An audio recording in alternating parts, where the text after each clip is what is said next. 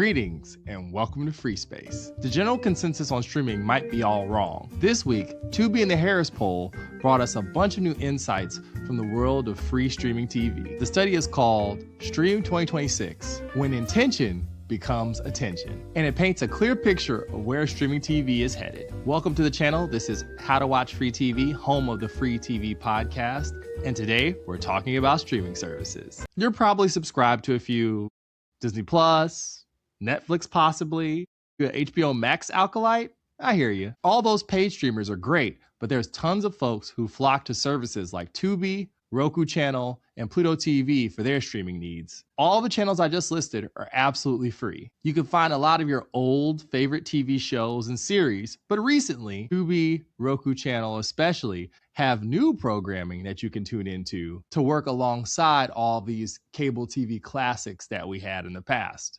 Those older shows are a key part of Tubi and the Harris Poll's findings in this new release. A clear picture is starting to emerge about free TV. Namely, some traditional ways of building an audience through broadcast television are starting to erode a little bit, and interesting new avenues are taking their place. Rather than a simple network or channel or studio dictating what people want to see, they're going for creators that they feel an affinity with. Affinity in this case stands in for how much people identify with the content they watch. So think your favorite social media stars, streamers, YouTubers, anybody who puts out content that you follow based on the person making it just as much as the content they produce. Out of Tubi and Them survey from last year, over 2,500 adults sampled from 18 and older. A whopping 65% of respondents said that they felt like they were in community with the people they watched movies and TV shows with, or rather, people they shared a fandom. If you're wondering, that's 15% higher than last year.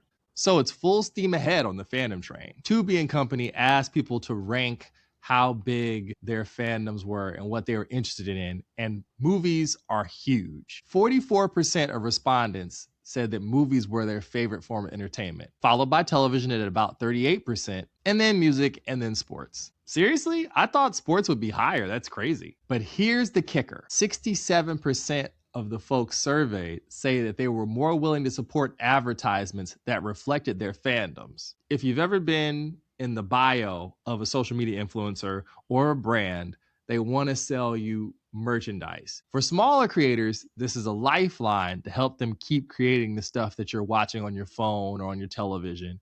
And for bigger outfits, it's just an effective revenue stream for them to keep going. But this consumer behavior extends to the streaming services themselves. Nearly the same amount of people say that they would be willing to stick with a streaming service that supports their favorite fandoms. If you've ever wondered why Disney sticks with Marvel and Star Wars and Pixar, well, now you know why. Anyone with small children watching this already knew that, but it's nice to hear it out loud. Why does this matter for us, though, over here in free TV and free movies? Because Tubi in particular is leaning into the creator economy like no one else. Just today, Tubi and TikTok announced that they were doing an incubator program for short-form creators to make the leap to big productions, translating what worked on a small screen or device onto larger screens, larger platforms, and larger audiences too. In this way, Tubi and TikTok know where their bread is being buttered. Either that, or they saw how well the Studios program that Tubi founded with Issa Rae did with all those creators, and they want to make that pie even bigger this time. Like it or not, this sounds like the future of television outright. Not just streaming television, I mean all of it. Creators with loyal fan bases that coincidentally corporations and studios can outsource their marketing to, they're getting opportunities that seasoned screenwriters, producers, and actors just aren't getting. Bringing the eyeballs is super important, and that's just the hard truth of the matter right now. In a split information economy, the ability to mobilize an audience with a couple of social media posts and count on them to show up after you do it is indispensable. A lot of the people running social side or marketing efforts for these larger studios are still guessing at what might work with Gen Z, Gen Alpha, and beyond. These larger studios and other entities are a little late to the ball game, and they want to borrow some credibility Tom Hanks style so that they can get on board with a younger generation of fans who weren't there for their various heydays. The youngest generation of viewers didn't grow up with getting into Fox or ABC or NBC or CBS late night or even evening programming the way that previous generations have.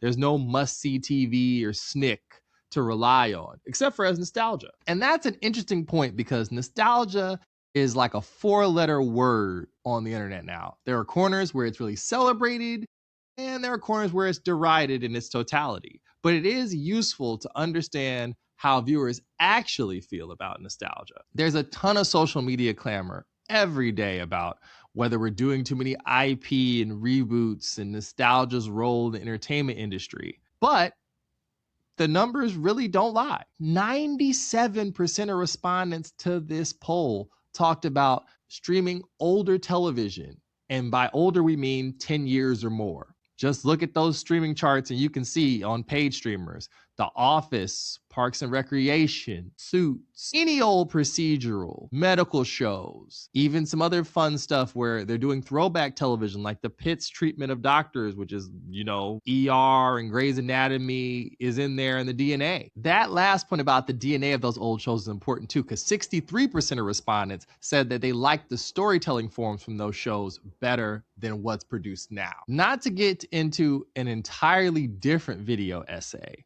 but we would be remiss without mentioning how those older shows and their structure more seriously affects those viewing habits. The old broadcast model of 20+ episode seasons and shows being allowed to run longer when they're successful undoubtedly plays a part in the rewatchability of things like The Office. We just had a conversation with my friend Vanessa Shark here on the podcast about having all those extra episodes and seasons assuages a lot of the fears of a viewing public.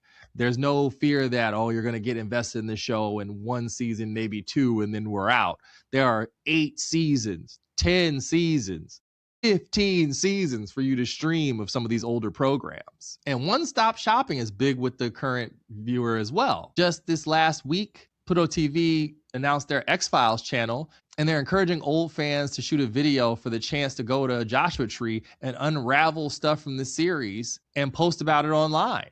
Look no further than the internals that Hulu must have when they signed up for this X-Files reboot from Ryan Coogler and Danielle Deadwyler. Some things seem poised for success before they even get going. Even more curiously, 79% of respondents say that they want streamers to serve them older recommendations rather than just focusing on all the new stuff on offer. And that's where things get a little murky. The online ecosystem is shadowy. It feels like it's built on shifting sands. Real posts can feel all but confirmed. Audio can be faked. Videos don't even get me started. You see this demand for authenticity cropping up all over the place, and free streaming TV is no different in that regard. Authenticity looms large, especially living here in America. And this is why social media creators have such a big leg up on the studio system or streamers. 67% of people in this data set said that they prefer social media content creator-led projects versus the alternative. And that authenticity is exactly why. The people who would be willing to stream a show from a content creator know and like them already. They've seen their story from possibly the word go. So there's no buy-in. There's no, this person's just out to do this. They don't really believe in this. People who are watching in the audience might also feel a kinship and affinity because they feel the person they watched on their phone shares their belief systems and thinks of the same causes. Some of this stuff made me want to drop my phone. 63% of respondents said that they wanted more projects from smaller creators. And 78% of those people wanted it without an additional fee. In addition to these pleas for authenticity, 77% said that diversity and representation were important to them. And that's pretty huge in this current climate as well. Places like Roku Channel, Pluto TV, Canopy, and Tubi all have a ton of content. It's not just geared to one niche or the other, although each one has certain specials that they excel at. People want TV that they feel resonates with them personally. They want to see ads that are relevant to their interests. As we're seeing in some of the paid streamers as well, People don't mind ads if they feel like they're getting a deal. Free ad-supported streaming television is working out for places like Pluto TV and even some of the Amazon channels and Samsung TV Plus. For Tubi, though, it's a different story, as they say they get 95% of their usage through video on demand. Now, to be completely fair, that still has ads on it. Maybe not as much as a commercial break style fast channel does, but they're still there. At the end of the day, folks are opting to keep that $5.99 in their pocket so that they can buy themselves a little treat with that money instead of adding a different streaming service. With all these numbers and findings available to us, the future for free TV looks pretty bright right now. The fact that you're seeing all these people from your FYP on TikTok or Instagram Reels pop up is just an added bonus, to say nothing of YouTubers making their presence felt on this stream. Like Markiplier doing that wild number with that movie in theaters against real live studio productions. We're clearly in a different era now. We live in an uncertain world. That much is true. However, it would seem that a lot of folks that got their taste of free TV and free movies during the streaming era have no interest in going back. If you like what we do here, subscribe to How to Watch Free TV. We have a free newsletter with 3 free picks every week. We're helping you find TV and movies that keep you on a budget. Also, hit the bell for notifications. We'll be doing more analysis like this along with interviews and regular recommendations via shorts. I'm Aaron. This has been Free Space. And remember, the best things on TV are absolutely free. Thanks for watching.